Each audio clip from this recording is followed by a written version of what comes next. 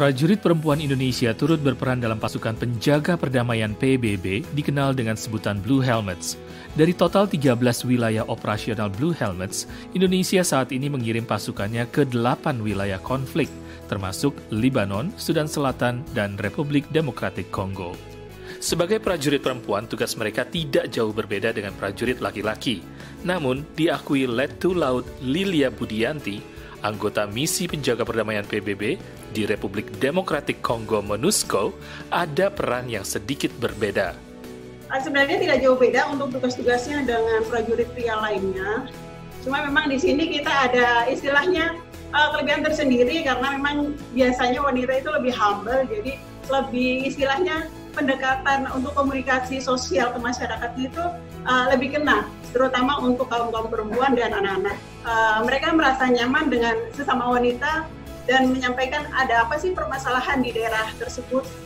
Strategi ini juga digunakan oleh Bribtu Tika Nur Pratiwi, polisi perempuan yang bertugas dalam misi penjaga perdamaian PBB di Sudan Selatan UNMISS dalam menangani kasus-kasus kekerasan seksual pada perempuan dan korban anak-anak di lapangan. Kita harus tahu bagaimana cara approach kita ke mereka dan mempelajari budaya mereka pastinya di sini, bagaimana cara bicara, memperkenalkan diri yang baik dan benar, bicara yang santun kepada mereka, pokoknya buat mereka senyaman mungkin, sampai mereka sendirilah yang menceritakan tentang kejadian tersebut kepada kita.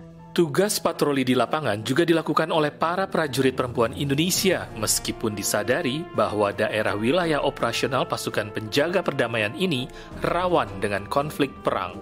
Kalau bicara takut, pasti takut. Tapi memang di Kongo ini, dia memberikan warna tersendiri gitu, bahwa sepahit-pahitnya gitu, sebuah perang suku, sebuah war, ini yang harus kita hadapi gitu.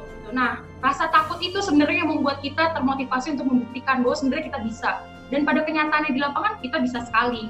Dari 82.000 anggota personil PBB penjaga perdamaian yang tersebar di daerah konflik di seluruh dunia, 6,4%-nya adalah personil perempuan.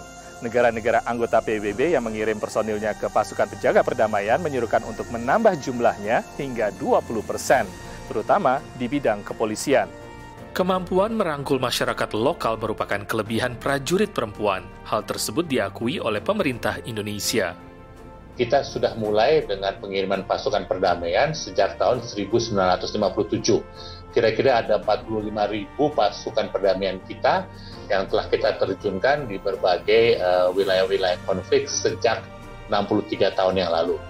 Dan saya juga cukup bangga untuk menyampaikan bahwa selain pasukan perdamaian kita itu sendiri, wanita Indonesia yang menjadi pasukan perdamaian mendapatkan pujian-pujian. Kini muncul pula komitmen kuat untuk menunjuk perempuan di kepemimpinan sipil dalam pasukan penjaga perdamaian.